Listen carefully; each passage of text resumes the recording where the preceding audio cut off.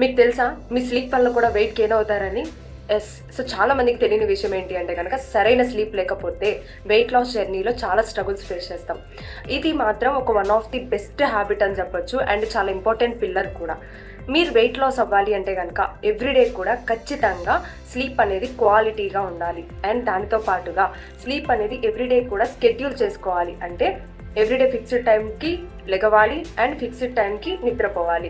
ఎప్పుడైతే అలా చేస్తూ ఉంటారో వెయిట్ లాస్ జర్నీకి చాలా హెల్ప్ అవుతుంది. అండ్ ఇంకొక పాయింట్ ఏంటి అంటే ఎవ్రీడే ఖచ్చితంగా టైం టు టైం స్లీప్ ఉండాలి అండ్ 7 to 8 అవర్స్ అనేది ఖచ్చితంగా మనం మన బాడీకి రెస్ట్ ఇవ్వాలి. అప్పుడు మజిల్ రికవర్ చాలా మంచిగా ఉంటుంది అండ్ మీకు మంచి రిజల్ట్స్ రావడానికి చాలా బాగా హెల్ప్ చేస్తుంది. అయితే ఇప్పుడు మీరు చెప్పండి, మీరు ఎవ్రీడే క్వాలిటీ స్లీప్ ఇస్తున్నారా అండ్ 7 to 8 అవర్స్ ఖచ్చితంగా మీరు రెస్ట్ తీసుకుంటున్నారా?